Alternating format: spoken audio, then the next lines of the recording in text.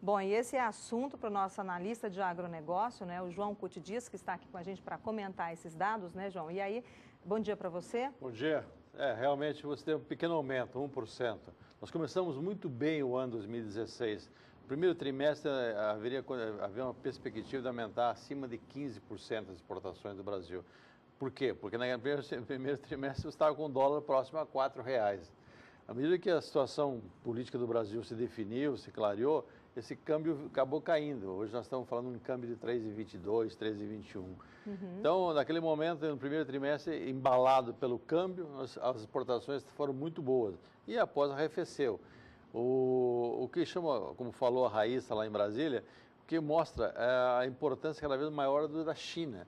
Quando você pegar o primeiro colocado, que é Hong Kong, e o terceiro colocado, que é a China continental, você vai ver que o Brasil hoje, a exemplo da soja, depende muito do mercado chinês. A China já é a terceira colocada. Possivelmente esse ano ela supere a União Europeia nas importações de carne. O Brasil ocupou um espaço muito grande no mercado chinês. Só que tem um detalhe, eu acho que era muito importante que os frigoríficos atentassem a isso. O acordo sanitário que nós temos com a China prevê que o abate de animais, no máximo, com 30 meses. Importante isso, hein, João? Não pode passar disso, não. Não só para a China, como para a Arábia Saudita, os dois países que tinham bloqueado a carne brasileira e que reativaram em 2015.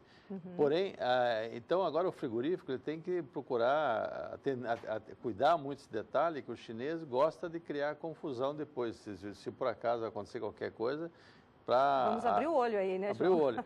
E nós temos muito pouco frigorífico habilitado para exportar para a China. Esse processo dos acordos com a China está demorando para ampliar o número de frigoríficos.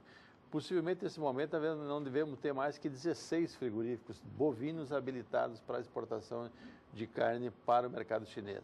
O mercado chinês está comprando uma carne um pouco mais cara, ao contrário de Hong Kong, que compra uma carne muito barata.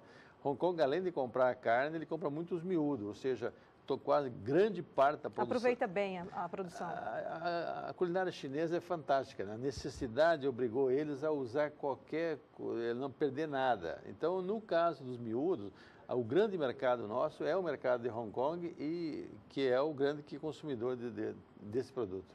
João, para a gente ter uma noção de números aí, vou chamar um gráfico para que você comente, né, com relação a essa informação da carne bovina em 2016. Por gentileza, direção, vamos soltar o gráfico das exportações de carne bovina em 2016. João, comenta por favor. Primeiro, Hong Kong, em valores, é maior em volume e quantidade, maior, em primeiro lugar também em valor, só que é uma carne barata, uma carne de pouco mais de $3.300.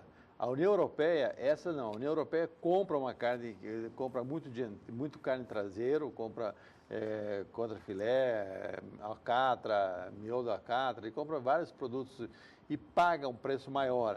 O preço médio para a União Europeia é superior a $6.000 a tonelada, quase que o dobro do preço de Hong Kong.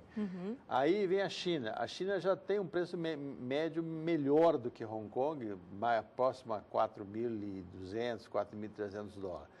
O Egito, ele começou bem o ano, ele estava melhorando a situação, depois ele entrou numa crise cambial, as exportações para o Egito no segundo semestre caíram.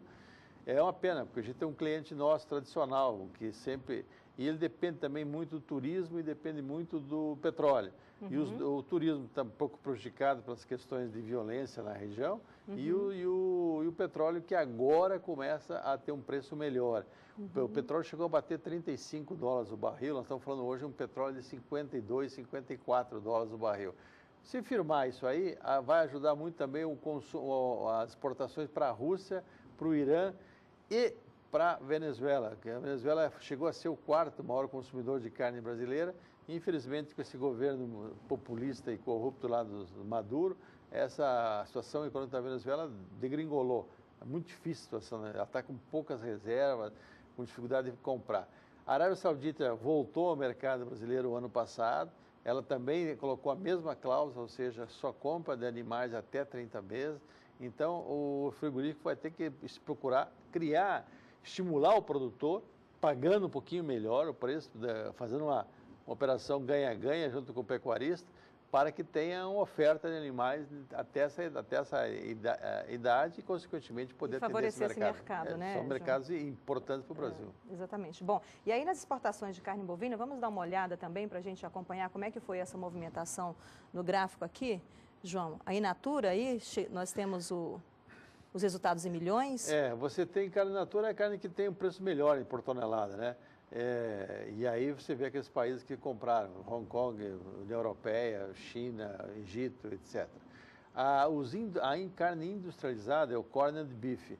O corned beef vai basicamente para os Estados Unidos, é um grande mercado nosso. No passado houveram problemas, especialmente com questão de resíduos de ivermectina, trancou, voltou. Hoje é um mercado importante para o Brasil. O americano abriu o mercado de carne in natura, mas aí é uma grande incógnita. Por que razão que o Brasil não teve uma participação tão fraca? Nós chegamos, acho que não chegou a exportar mais de 600 toneladas para o mercado americano de carne in natura. Quando a gente falava que poderia chegar a mais de 30 mil toneladas. Uma grande diferença, né, João? Eu não sei o que aconteceu com os frigoríficos. Eles começaram com tanto, achavam que era um grande mercado e depois saiu em vez de sair um tiro de canhão, saiu uma bombinha de São João. Então, o mercado de miúdos, então, é Hong Kong, é o grande mercado. Isso é bom, porque os miúdos são os que realmente deixam margem para o frigorífico, né? O couro, miúdos, são os que dão a rentabilidade para o frigorífico. Então, quando você tem um valor quase $500 bilhão em venda de miúdos, é importante para o setor, especialmente para os frigoríficos. Então, você vê, o Brasil ele exporta e briga no mercado mundial com outros concorrentes, como a Austrália, como o Uruguai. Agora a Argentina volta ao mercado com peso a partir dos próximos 2, 3 anos.